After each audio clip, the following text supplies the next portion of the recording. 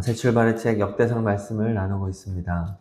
18장부터 하나님께서 다윗에게 허락한 승전 기사를 나누고 있습니다. 하나님은 이제 다윗에게 언약을 하셨고 약속대로 다윗에게 승리를 주십니다. 그래서 다윗이 공격적으로 주변 국가들과 전쟁을 치르며 주종관계 또는 동맹관계를 맺어갑니다. 두로왕 히람 같은 경우는 동맹관계라고 할 수 있을 것이고, 또 대부분의 나라들인 모압, 아람, 에돔, 블레셋 이런 나라들은 주종관계라고 할 수 있습니다. 그리고 오늘 20장 1절에서 3절에서 보면은 다윗이 암몬을 완전히 멸망시키는 부분입니다. 어제 19장에서 암몬은 다윗의 호의를 거절하고 사신들에게 큰 수치를 안겨주었습니다. 그것도 모자라 엄청난 돈으로 용병을 사서 다윗에게 전면전을 선포하였죠. 이에 19장에서는 1차, 2차 전쟁을 통해 암몬을 이겼고, 오늘 3차 전쟁을 통해서 암몬의 수도 랍바를 완전히 정복한 것이죠. 1절을 다시 읽겠습니다. 1절, 해가 바뀌어 왕들이 출전할 때가 되매 요압이 그 군대를 거느리고 나가서 암몬 자손의 땅을 격파하고 들어가 랍바를 에워싸고, 다윗은 예루살렘에 그대로 있더니 요압이 랍바를 쳐서 함락시키매. 암몬은 두로왕 히람처럼 다윗의 좋은 동맹 국가가 될 수 있었습니다. 그런데 그 기회를 다 놓친 거죠. 암몬의 왕이 된 한우는 아버지 나하스를 본받았으면 됐는데 다윗에게 저항함으로 말미암아 가장 비참한 마지막, 멸망이라는 결과를 맞이하게 된 것입니다. 다윗이 예수 그리스도를 상징하죠. 예수님께서 세상을 향하여 호의의 손을 내밀었습니다. 그게 바로 예수님의 초림입니다. 주님이 이 땅에 오셨을 때는 손을 내밀러 오신 것입니다. 나와 손잡자, 나와 함께하자. 그래서 예수님의 손을 잡기만 하면 주님과 영원히 함께할 수 있고 주님이 베풀어 주시는 은혜를 누릴 수가 있는 겁니다. 그런데 오늘 암몬처럼 예수님의 호의를 거부하면 결국은 멸망이라는 거죠. 성경은 그것을 말해주는 겁니다. 구원과 영생은 결국 예수님에 대한 태도가 결정한다는 겁니다. 두로왕 히람은 다윗을 사랑해서 자기 나라의 보물인 백향목과 목소들을 무제한으로 내어주었어요. 그러니 동맹이 된 겁니다. 형제 국가가 된 거예요. 그런데 암몬은 그렇지 못했다는 것이죠. 다 주님께서 손을 내밀었는데 말이죠. 그래서 우리도 예수님을 위하여 기꺼이 모든 것을 내어줄 수 있는 그런 지혜가 있기를 바랍니다. 주님을 선택하는 것, 주님의 손을 잡는 것, 주님 편에 서는 것, 이것이 지혜라는 것이죠. 그래서 다윗은 암몬을 정복하고 승리를 만끽합니다. 2절을 읽겠습니다. 2절, 다윗이 그 왕의 머리에서 보석 있는 왕관을 빼앗아 중량을 달아보니 금 한 달란트라. 그들의 왕관을 자기 머리에 쓰니라. 다윗이 또 그 성에서 노략한 물건을 무수히 내오고, 큰 승리를 얻게 되었죠. 왕관을 빼앗아서 자신의 머리에 쓰고 무수히 많은 물건을 노략했다 말합니다. 자, 이어서 4절부터 8절까지 말씀은 다윗의 부하들이 블레셋의 거인들을 죽인 이야기들이 나오고 있습니다. 4절에 보면 십부개가 거인 10배를 죽였다. 5절은 엘하난이 골리앗의 아들 라흐미를 죽였다. 6절 7절에 보니까 손가락 발가락이 6개인 거인을 요나단이 죽였다. 또 8절에는 그 외에도 많은 거인들을 다윗의 신하들이 죽였다 말을 하고 있습니다. 칼도 구하기 어려운 시대입니다.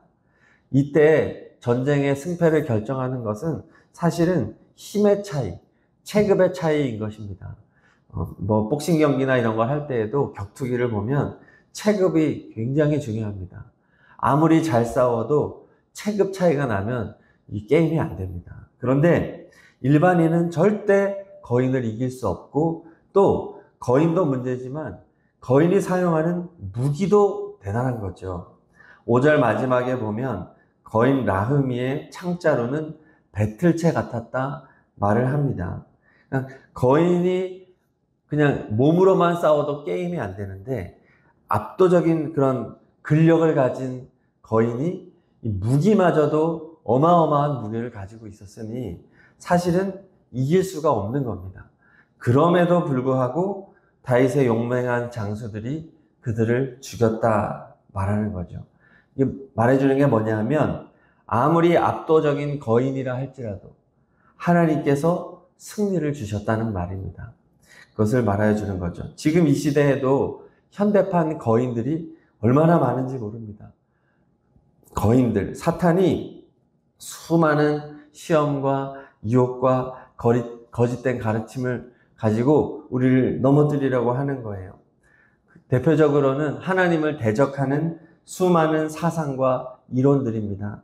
무신론, 진화론, 인본주의, 세속주의, 물질주의, 혼합주의, 이러한 이론들이 하나님이 없다고 말하잖아요.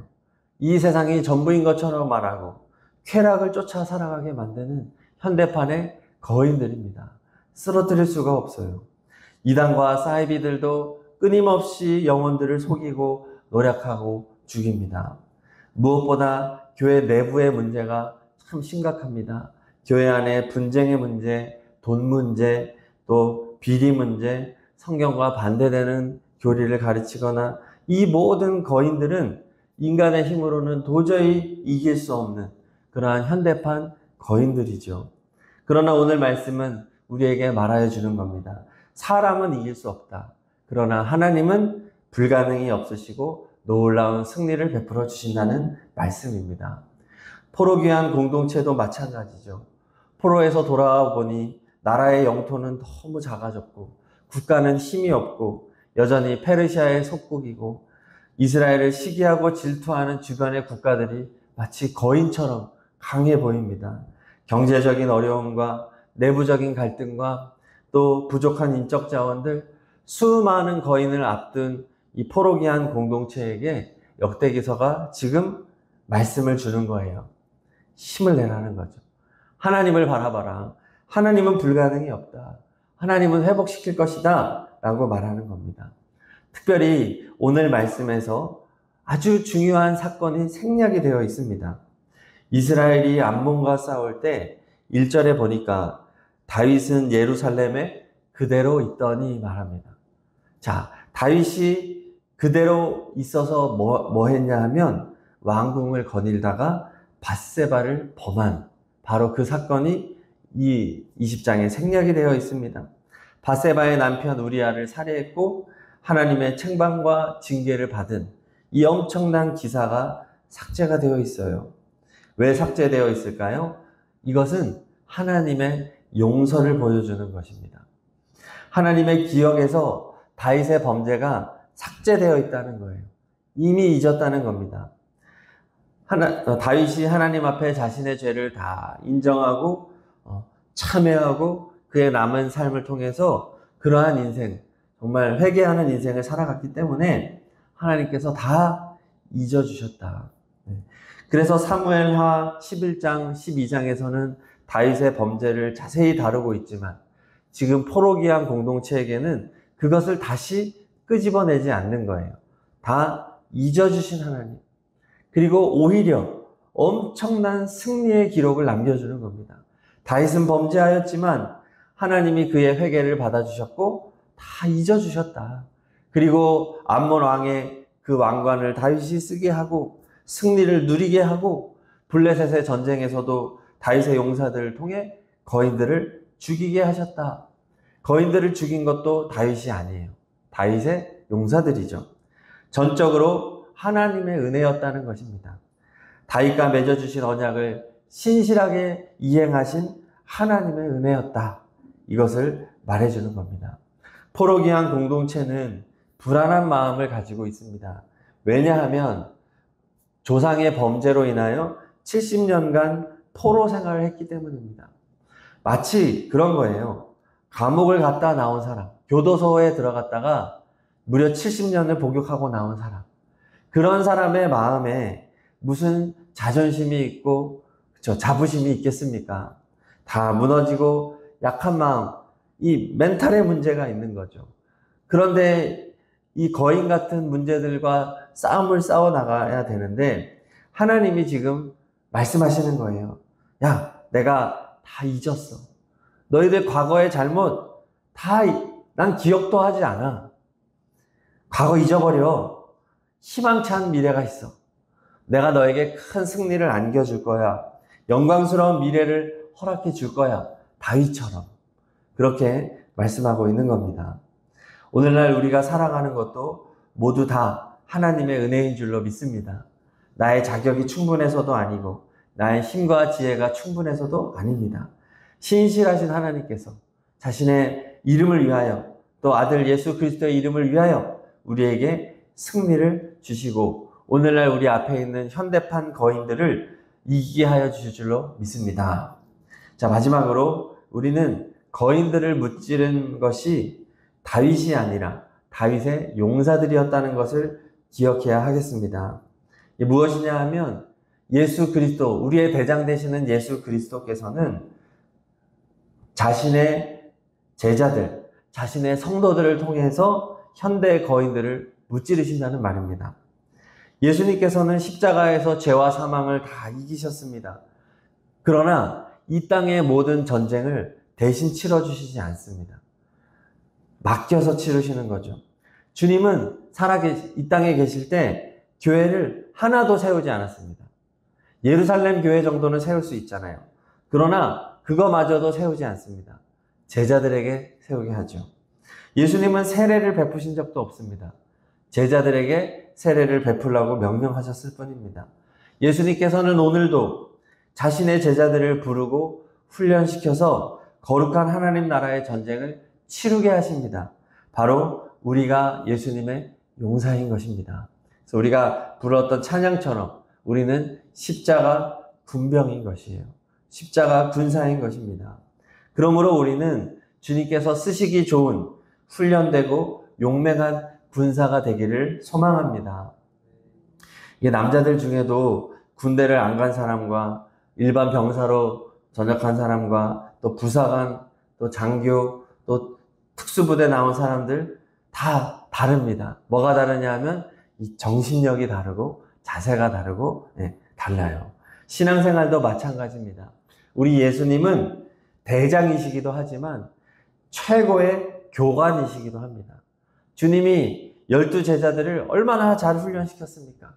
훈련시키는 동안에는 하여튼 사고치고 계속 혼나요. 왜 이렇게 믿음이 없냐? 자꾸 혼날 일만 해요. 그 훈련병이기 때문에 그렇습니다. 그렇지만 주님께 훈련받고 난 다음에는 얼마나 주님 맡긴 사명을 잘 감당했습니까? 마찬가지입니다. 우리가 예수님을 바라보고 예수님의 입만 쳐다보고 주님 말씀에 순종하며 살아가다 보면 실수를 하지만 우리는 점점점 좋은 군사로 세워지게 되고 또 주님께서 우리를 귀하게 사용하여 주실 줄로 믿습니다. 현대판 거인들, 도저히 이길 수 없는 거인들도 우리를 통하여 쓰러뜨리게 하실 것입니다. 우리의 죄악을 기억하지 않으십니다. 우리의 좋은 군사라고 말씀해 주시고 위대한 승리를 주시는 하나님을 찬양합니다.